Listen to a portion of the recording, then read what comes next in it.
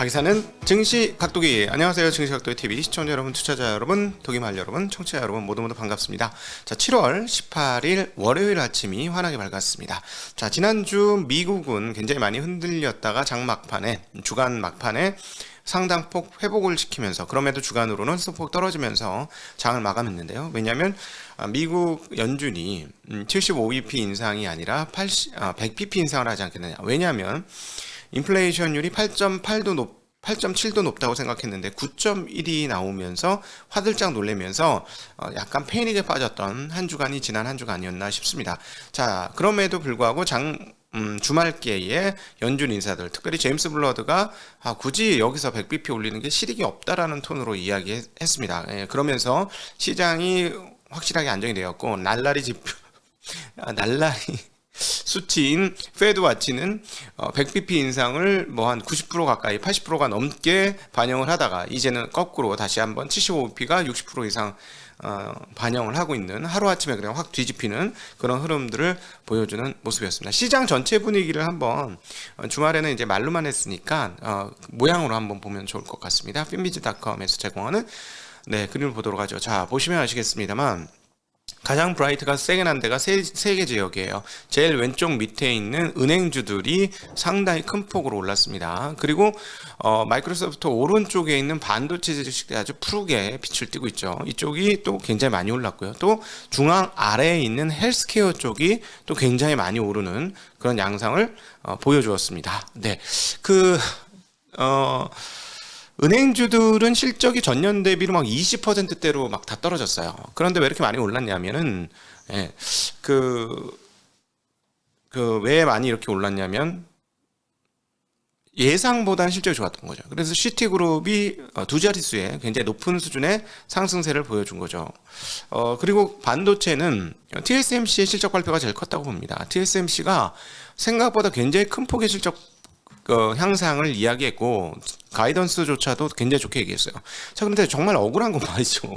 증시각도의 TV에서 이 얘기 안 했나? 우리 한 달, 두 달 전부터 얘기하지 않았나? TSMC 괜찮아요. 괜찮다니까요. 아니, 좋다니까. 1년 그냥 계약해서 다 반영돼 있어. 실적이 정해진 미래야, 걔네들은. 이런 얘기를 노근창 센터님 오셔서 하셨고, 그 이후에 저도 몇 번을 반복했는데 시장은 인정을 안 했죠. 시장은 인정을 안 하다가 이제 금리에 대한 그 주눅감이 좀 줄어드는 상황에서 그런 실적이 발표가 되자 우리가 너무 많이 뺐네 이러면서 올린 게 지난 주말에 미국의 반도체 시장이었다. 자, 이 시장의 흐름이 지난 주말에 한국에서 나타났지만 미국 반도체도 이틀 연속 상승을 했기 때문에 아직까지 오늘까지도 반영될 여지는 남았다. 하루 오른 거로 끝났으면 지난 주말 한국 상승이 워낙 크게 나타났으니까 전부 다 됐다고 볼 수 있는데 조금 남았다 이렇게 보시면 되겠습니다. 근데 워낙 많이 올랐어요 주말에. 삼성전자하고 하이닉스가. 자, 저거 보고 먼저 선반영을 일부 한 거는 맞긴 맞는 것 같습니다. 그러나 미국에서도 이틀간 빠졌고, 그 다음에 그 TSMC의 실적 전망이 저 정도면은 많이 좋아요. 많이 좋아서 오해를 좀 많이 한 거기 때문에 오해를 만회하는 그런 시간과 기간이 필요하지 않을까 하는 생각을 해보게 됩니다. 자, 이번 주 오늘 장전 한마디. 오늘 미국 시장 없었으니까 한국 장전 한마디. 거래대금 바닥이라. 2020년 2월달 이야기인데 거래대금이 지금 바닥에 나왔어요. 이건 조금 이따 후반부에 다시 한번 말씀드리도록 하고요. 자, 이제 미국에 대한 정리를 한번 먼저 쭉 해보고 가시죠. 자, 미국 시장이 연준 인사들의 발언에 의해서 75bp 금리 인상, 7월달 그 금리 인상 가능성의 인식이 크게 바뀌었습니다. 지난 주말에. 그러면서 앞서 모두 인사 발언에서 말씀드렸습니다만, 페드워치에서 생각하는 금리 인상 확률도 75bp가 훨씬 큰 것으로 이틀 만에 확 다 넘어갔어요. 자, CPI 나오고 나서 80% 이상 100bp 이렇게 했는데 확 다 내려갔고요. 40% 이하로 내려갔고, 이제 높은 비율로 75bp 인상할 것으로 생각이 바뀌었습니다. 그리고 미국 경기가 지난 주말에 실적 지표 발표된 걸 보면 상당히 괜찮은 것 같습니다. 지난 주말에 발표된 그 소매 판매 지표가 있었는데요. 이걸 보고 미국 경기가 나빠라고 얘기하기는 좀 어려운 것 같아요. 침체야, 지금 침체야라고 얘기하시는 분도 있는데, 그리고 누구는 이거, 신용카드 써가지고 소매 판매 는 건데 무슨 소리야, 침체야, 이렇게 얘기하는 분이 있는데, 우리는 뭐 신용카드 안 쓰나? 그 월급날이 헐 하잖아요. 허전하잖아, 월급날이. 월급이 그냥 스쳐 지나가잖아요.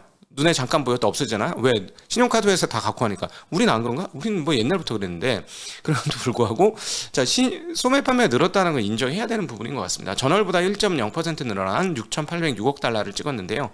예상치가 0.9% 증가했고, 지난달은 오히려 감소했는데, 자, 그러면 이걸 통해서 우리가 읽을 수 있는 건 미국 연준 인사들이 그렇게 자신있게 미국 경기 지금 현재 짱짱해. 그래서 금리 인상 버틸 수 있어.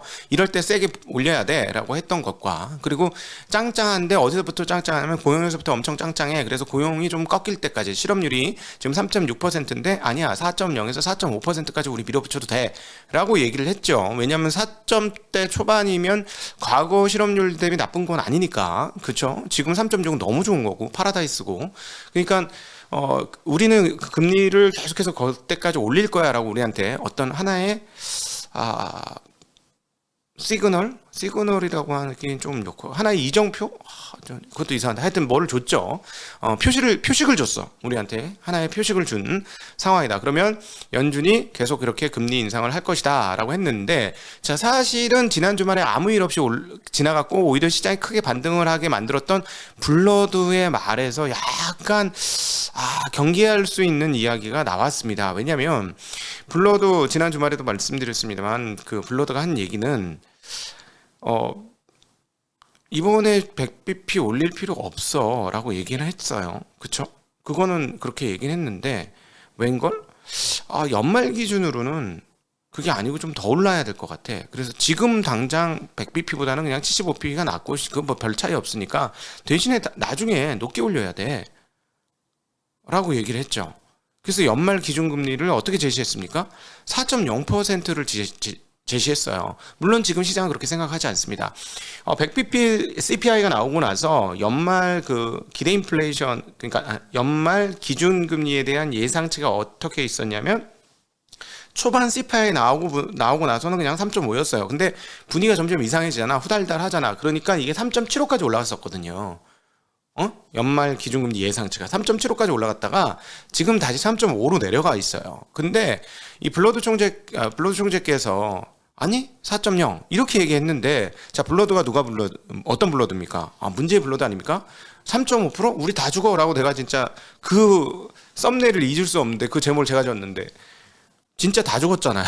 3.5 와서 상상 못했던 일인데, 일이 벌어지면서 죽었는데, 4.0이라면 우리가 고민을 좀 해봐야 되는데, 자, 그렇게 되면 연말 11월 12월 두 번 25bp씩 올려야 된다고 생각을 했는데, 그게 아니고 50bp야.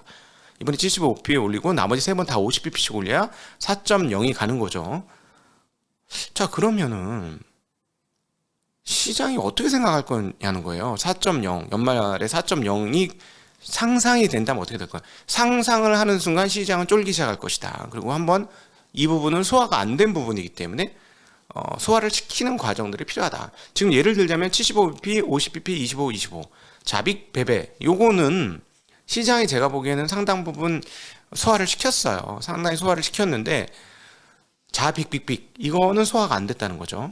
75, 50 이거는 소화가 안 됐기 때문에, 만약에 정말로 75, 50 요게 가시권으로 눈에 들어오는 순간 소화하는 과정, 즉 시장 충격이 한 번에 있을 수밖에 없다 라고 생각해야 될 것 같습니다. 그런데 이제 또 하나 중요한 포인트 중에 하나가 더 뭐가 있냐면, 만약에 4.0% 하면 시중 실세금리, 부동산 대출금리 어떻게 될까요? 6% 훌쩍 넘겠죠. 그쵸? 기준금리가 4.0인데 그러면 미국 경기가 정말로 좋지 않는 한 뭔가 꺾이겠죠. 힘들 것 같거든요. 기준금리가 4.0%가 되면. 그러면 경기가 안 꺾인다는 게 확인될 때까지는 소화하는데 조금 소화 불량에 걸릴 가능성이 있고, 시간 좀 걸리고 충격 좀 받을 것이다 라는 생각하는 게 합리적일 거라고 판단하고요. 또 하나 문제가 더 있습니다. 미국 금리가 4.0이 된다면 스리랑카 같은 나라들이 어떻게 될까요? 여러 개 생기겠죠. 여러 개 생길 것 같습니다. 그렇게 되면 달러 강이 조금 더 갈 것이고요. 달러 강이 가고 미국 금리가 가면 자금의 흐름이 미국으로 더 쏠리니까, 그렇게 되면은 이렇게 좀 재정적으로 어렵고 한계에 있었던 나라들 기업 말고 나라들은 어떻게 될 것이냐 하는 그런 문제가 조금 있습니다. 근데 이제 요 부분에 있어서 하나 변수가 이번 주에 ECB의 금리 결정이 있습니다. 21일 날 금리 결정이 있는데요. 11년 만에 처음으로 금리를 ECB에서 오를 것 같습니다. 야, 2000 그 유로존 사태, 유로 그 피그스, 진짜 오랜만이죠. 피그스 그 문제 일어나고 나서 처음으로 금리를 올리는 상황이 되는 거네요. 25p 수준일 것으로 예상을 하는데, 자, 요 포인트 중에 하나가 뭐냐면 ECB가 금리를 올렸을 때 달러 가치가 어떻게 될 것이냐. 이 부분이 되게 중요하죠. 달러 가치가 좀 떨어질 것이냐. 떨어질 것이냐. 아니면은 아니야. 유럽 경기가 뭐가 좋아. 미국에 비해 하나도 안 좋아. 이러면서 계속 숏 배팅이 유로화에 나오게 되면 1대1 페러티가 깨지면서 더 떨어지겠죠.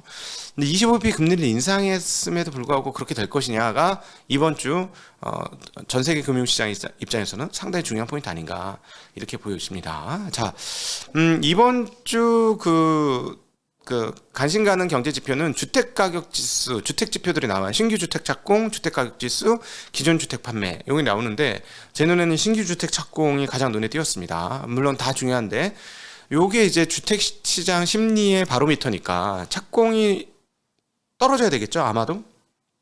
금리가 높으니까. 근데 이제 목재 가격 이렇게 폭등했던 건 좀 가라앉았죠. 그래서 그렇고 그다음에 주택 가격 지수는 지난번에 보니까 좀 레깅이 좀 많이 되더군요. 그 한 3개월 전께 나와가지고 이번에 아마 5월달치가 나올 것 같은데 중요한 거는 뭐냐면은 방향성을 제시해 줄 수 있느냐, 즉 주택 가격이 안정화되는 그 방향성을 정해주느냐, 이 부분이 인플레이션에 있어서는 굉장히 중요합니다. 아시다시피 이 주택 가격 지표가 약 거의 4할 정도의 그 인플레이션율에 그 반영이 되기 때문에 주택 가격이 안정되는지 여부가 인플레이션에 있어서는 굉장히 중요하다. 그리고 지난번에 케이스 실러 나왔을 때는 연율 기준으로 20.4%의 상승이 20.2%가로 나와서 아주 미미한 하락이었어요. 그래서 어떤 유의미한 어떤 걸 보여주지 않았는데 이번에는 보여줄 것인지 여부가 굉장히 중요합니다. 역시나 또 인플레이션에 있어서는 또 하나 중요한 건 주택 가격과 더불어서 유가의 흐름인데 사우디가 뭐라고 했냐면 바이든 만나고 나서 유가는 시장 흐름에 따라 이루어질 걸 시장이 결정할 문제다 이렇게 얘기했어요. 이거 양면적인데요. 우리는 인위적으로 안 할 거야 라고 얘기했다는 거에서 또 따져보면 미국 놈들이 와서 인사를 한번 했지 뭐 이건 우리 마음이지 왜 니네들이 상관이야 이렇게도 해석할 수 있지만 실제로 떨어뜨려 줄 건데 우리가 미국에 맞춰서 떨어지는 속국 같잖아. 바보 같잖아. 그러니까 시장이 할 거야. 근데 실제로는 뒤에서 막 증산을 해서 떨어뜨리는 이런 양자가 다 모두 열려 있는 게 지금 상황이 아닌가 싶습니다. 자, 유가와 관련해서는 역시나 차트 하나 보셔야 되는데 미국 가솔린 가격 흐름 가장 중요한데요. 그거 한번 살펴보도록 하겠습니다. 네, 보여주시죠. 예, 미국 가솔린 가격이 드디어 갤런당 소매 가격이 4.5불까지 떨어졌습니다. 드디어.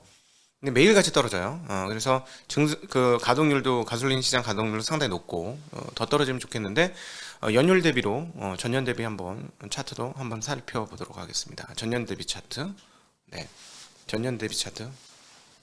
네.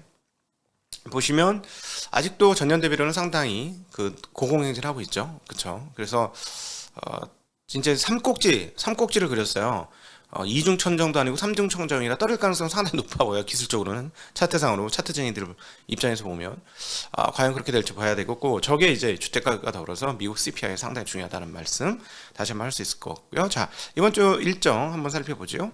일정 전반적으로 가장 중요한 것들에 대해서 앞서 기존 주택 판매라 그다음에 주택 그 가격 지수, 신규 주택 착공 허가 이거 굉장히 중요하다고 말씀드렸는데 연달아 월, 화, 수 연달아 터지고요. 자, 그리고 실적 발표가 있습니다. 뱅크 오브 아메리카도 상당히 전년 대비 실적은 떨어질 건데 전망이 어떻게 되는지 좀 중요해 보이고요. 예상치 대비가 얼마가 나올 거냐가 정말 중요해 보입니다. 그다음에 존슨앤존슨 이제 요런 애들은 소매 그게 어떻게 되는지 중요하죠. 그다음 넷플릭스 진짜 많이 떨어졌는데 넷플릭스가 지난 지난번에는 이제 러시아 쪽에서 신규 가입자가 빠졌으니까 떨어졌는데 이번에는 떨어질 거냐 말 거냐, 그리고 또 하나 광고 모델을 어떻게 할 것인지 여부를 어떻게 시장에다가 얘기할 것인지 여부 굉장히 중요해 보입니다. 자, 그래서 만약에 넷플릭스는 진짜 많이 떨어졌거든요.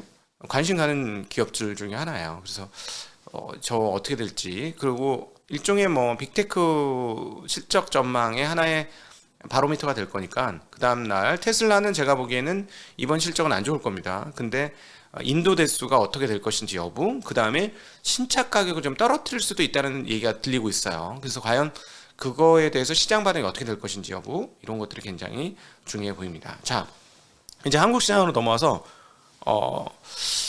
한국 거래 대금이 급격히 감소했습니다. 거래소도 6조가 깨졌어요. 그다음에 코스닥도 6조가 깨졌어요. 물론 이제 저 13일과 4일 각각 기록입니다만 5조 9천억, 5조 2천억대의 그런 흐름들을 보여줬는데, 이게 제일 좋았을 때는 작년도 초였죠. 삼성전자 피크 찍을 때, 그때 그 거래 대금이 양시장 모두 20조가 넘었었습니다. 실제로 거래소는 아마 그 삼성전자 하이 찍은 날일 텐데 40조가 넘은 날도 있었어요. 엄청났죠. 근데 그게 얼마? 지금 6조 밑으로 떨어졌다. 6조 밑으로. 5조대라고 하면 좀 이상하죠. 5조 9천억이니까 5조 9,500. 그러니까 6조 밑으로 떨어졌다. 이야. 보통은 제가 개별 주식에 대해서 보면 바닥권에서 나타나는 현상은 거래 대금과 거래량이 완전히 없어진 거야. 완전 모두가 다 포기해서 살 사람도 팔 사람도 없는 바로 그 시점. 그 시점이 주가 바닥입니다. 거래량이 아예 없어요. 그런데 지금 시장 곳곳에서, 종목 곳곳에서 보면 하루에 거래량 10만 주 안 되는 게 굉장히 많아요. 뭐 시가총이 낮은데도 그렇게, 아니면 주당 가격이 높지도 않은데도 10만 주 안 되는, 거래가 10만 주 안 되는 기업들이 속출하고 있어요. 지금 엄청나게 많거든요. 야, 이게 뭐냐? 하루에 거래량 10억도 안 되네. 종목 하나다. 몇천억짜리 회사가 이런 일이, 뭐 어디 저기 무슨 섬유 회사도 아니고 오래된 그런 회사들도 아닌데 그러고 있단 말이죠. 되게 거래량이 씨가 말랐습니다. 이거는 보통은 개별 주식단에서는 바닥에서 보통 이런 일들이 많이 일어나지는데, 지금 현재 이 거래 수준은 2020년 2월 이후로 가장 거래 대금이 적은 상황입니다. 근데 2020년 2월은 어떤 때였죠? 네, 잘 아시겠죠? 네. 그리고 또 하나, 목표가 하향이 계속해서 줄을 잇고 있다라고 경제신문이 이야기하고 있는데요. 최근에 126개 종목의 목표가가 하향이 되었습니다. 보고서 숫자로는 훨씬 더 많은데요. 중복 하향이 있으니까 273건의 보고서가 최근에 목표가 하향이 이어지고 있는데 600건 정도의 보고서가 발행됐는데 그중에 273건이에요. 거의 절반 가까이예요. 그렇죠? 한 45% 정도. 그런데 이제 나머지 절반 정도는 이제 목표가 유지된 거고, 올린 거는 35건이야. 35건. 그러니까 올린 거는 5% 정도밖에 안 돼요. 5%밖에 안 되고 내린 거 한 45%, 보합이 50%이 정도입니다. 자, 그러면 시장의 컨센도 상당히 많이 죽었다.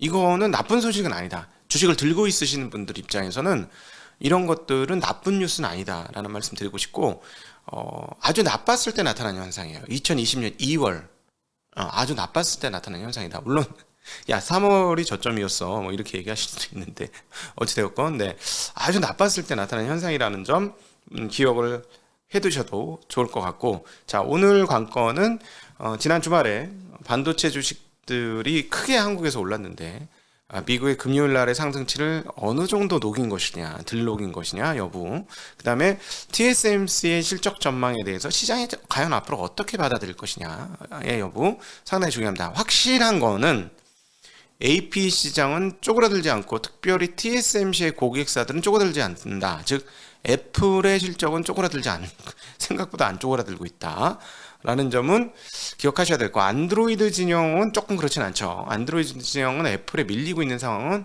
맞는 것 같습니다. 그럼에도 불구하고 TSMC의 실적 전망이 안 꺾이고 있는 상황에서의 반도체에 대한 전망은 어떻게 될 것이냐. 근데 사실은 한국 입장에서는 하나가 더 남긴 했어요. 인텔이 좋아야 돼요.